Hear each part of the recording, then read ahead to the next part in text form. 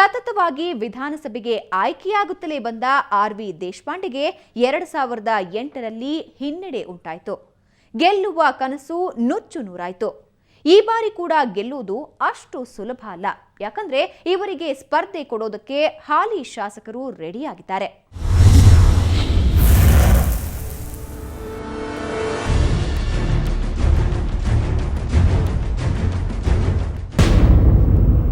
Raghunath Vishwanath Rao Deshpande 1947 March 16ರಂದು ಜನಿಸಿದರು. ಬೆಳಗಾವಿಯಲ್ಲಿ ಪದವಿ ಹಾಗೂ ಕಾನೂನು ಶಿಕ್ಷಣ ಪಡೆದು ಸಮರ್ಥ ಕಾನೂನು ಸಲಹೆಗಾರ ತಂದೆ ವಿ.ಆರ್. ದೇಶಪಾಂಡೆ ಮಾರ್ಗದರ್ಶನದಲ್ಲಿ 1971ರಲ್ಲಿ ವಕೀಲಿ ವೃತ್ತಿ ಆರಂಭಿಸಿದರು. 1971ರಿಂದ 74ರ ಅವಧಿಯಲ್ಲಿ ಹಳಿಯಾಳ ತಾಲೂಕು ಕಾಂಗ್ರೆಸ್ ಅಧ್ಯಕ್ಷರಾಗಿ ಸೇವೆ ಸಲ್ಲಿಸಿದರು.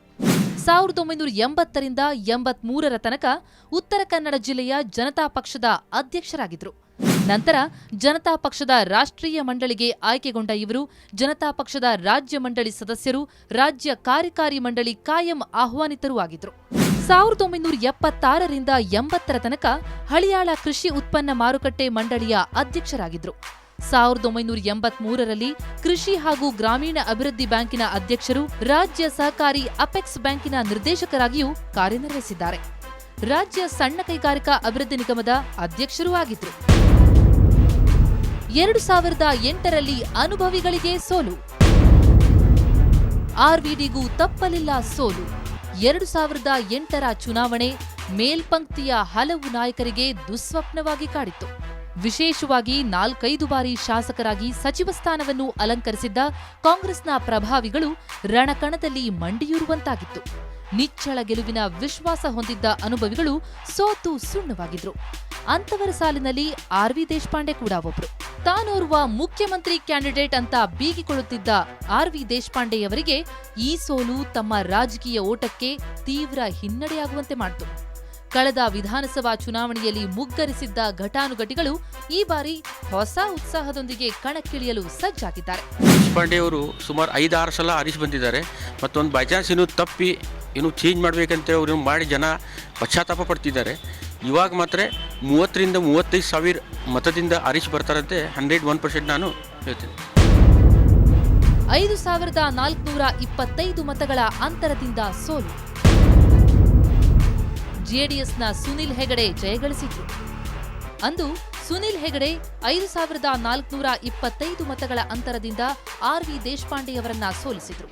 ಸೋಲಿಲ್ಲದ ಸರದಾರ ಅಂತ ನಾಡಿನಲ್ಲಿ ಕರೆಸಿಕೊಳ್ಳುತ್ತಿದ್ದ ದೇಶಪಾಂಡೆಯವರನ್ನೇ ಸೋಲಿಸಿ ರಾಜ್ಯದ ತುಂಬಾ ಚರ್ಚೆಗೊಳಗಾದವರು ಜೆಡಿಎಸ್ನ ಸುನಿಲ್ ಹೆಗಡೆ. ತಮ್ಮ ನಾಯಕ ಕುಮಾರಸ್ವಾಮಿ ಅಂದು ರಾಜ್ಯದ ತುಂಬಾ ಗ್ರಾಮ ವಾಸ್ತವ್ಯ ಮಾಡಿದ್ರೆ, ಸುನಿಲ್ ಹೆಗಡೆ ತಮ್ಮ ವಿಧಾನಸಭಾ ಕ್ಷೇತ್ರದಲ್ಲೇ ಸಂಚರಿಸಿ ಗ್ರಾಮ ವಾಸ್ತವ್ಯ ಮಾಡಿದ್ರು.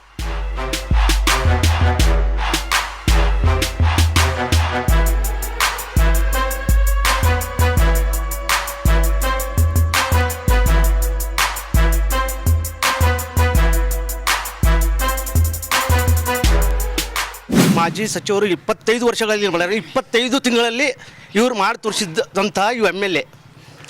ಅದಕ್ಕಾಗಿ ನನ್ನ ಅನಿಸಿಕೆ ಪ್ರಕಾರ ಇವರ ಗೆಲುವು ಕಟ್ಟಿಟ್ಟ ಬುತ್ತಿ. ದೇಶಪಾಂಡೆಗೆ ಸೆಡ್ಡು ಹೊಡೆದ ಸುನಿಲ್ ಹೆಗಡೆ ಒಂದು ಕಾಲದಲ್ಲಿ ದೇಶಪಾಂಡೆ ಡೇರೆಯಲ್ಲೇ ಬೆಳೆದ ಹುಲಿಮರಿ. ಸುನಿಲ್ ಹೆಗಡೆ ಅವರ ತಂದೆ ಮಾಜಿ ವಿಧಾನ ಪರಿಷತ್ ಸದಸ್ಯ ವಿ.ಡಿ. ಹೆಗಡೆ ಮತ್ತು ದೇಶಪಾಂಡೆ ಪರಮಾಪ್ತ ಸ್ನೇಹಿತರು.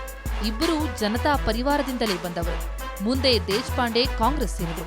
ಆದರೆ ರಾಜಕೀಯ ಎಂಬುದು ಎಂತಹ ಸ್ನೇಹಿತರನ್ನು ರಕ್ತ ಸಂಬಂಧಿಗಳ ಪ್ರೀತಿಯಲ್ಲೂ ಹುಳಿ ಹಿಂಡಿದೆ. ಯಾವುದೋ ರಾಜಕೀಯ ಕಾರಣಕ್ಕೆ ಇವರಿಬ್ಬರ ನಡುವೆ ಭಿನ್ನಾಭಿಪ್ರಾಯ ಉಂಟಾಯಿತು. ಇಂದು ಇದೇ ಭಿನ್ನಾಭಿಪ್ರಾಯ ಹಾವು ಮುಂಗುಸಿಯ ಹಾಗೆ ಕಚ್ಚಾಡುವ ಹಂತಕ್ಕೆ ತಲುಪಿದೆ. ಇದೀಗ ಮತ್ತೊಮ್ಮೆ ಆರ್.ವಿ. ದೇಶಪಾಂಡೆ ಮತ್ತು ಸುನಿಲ್ ಹೆಗಡೆ ಚುನಾವಣೆಯಲ್ಲಿ ತೊಡೆತಟ್ಟಿದ್ದಾರೆ. ಇವತ್ತು ಸನ್ಮಾನ್ಯ ಆರ್.ವಿ. ದೇಶಪಾಂಡೆ ಈ ಕ್ಷೇತ್ರದಲ್ಲಿ ಹಿಂದೆ ಮಾಡಿದಂಥ ಅಭಿವೃದ್ಧಿ ಕಾರ್ಯಗಳನ್ನು ನೆನೆಸಿ ಮುಂದಿನ ಚುನಾವಣೆಯಲ್ಲಿ ದೇಶಪಾಂಡೆ ಸಾಹೇಬರು ಆರಿಸಿ ಬರುವುದು 100ಕ್ಕೆ 100 ಸತ್ಯ. ಇಲ್ಲಿ ಸುನಿಲ್ ಹೆಗಡೆ ಕೂಡ ಮುಂದಿನ ಚುನಾವಣೆಯಲ್ಲಿ ಆಯ್ಕೆಯಾಗಿ ಜೆಡಿಎಸ್ ಸರ್ಕಾರದಲ್ಲಿ ಭಾಗಿಯಾದ್ರೆ ತಾನು ಮಿನಿಸ್ಟರ್ ಆಗ್ತೇನೆ, ಆಗ ಜೊಯ್ಡಾ ಸಿಂಗಾಪುರ್ ಮಾಡ್ತೇನೆ, ಹಳಿಯಾಳ ಸ್ವಿಟ್ಜರ್ಲ್ಯಾಂಡ್ ಮಾಡ್ತೇನೆ ಅಂತೆಲ್ಲ ಹೇಳ್ತಾ ಇದ್ದಾರೆ. ಯಾರು ಗೆಲ್ಲಲಿ, ಮಂತ್ರಿಯಾಗಲಿ, ಕ್ಷೇತ್ರದ ಹಣೆಬರಹ ಮಾತ್ರ ಬದಲಾಗಿಲ್ಲ. ಹಾಗಾದ್ರೆ ಕ್ಷೇತ್ರದ ಜನರ ಪರಿಸ್ಥಿತಿ ಹೇಗಿದೆ ಅನ್ನೋದನ್ನ ಹೇಳ್ತೀವಿ ಒಂದು ಸಣ್ಣ ಬ್ರೇಕ್ನ ನಂತರ.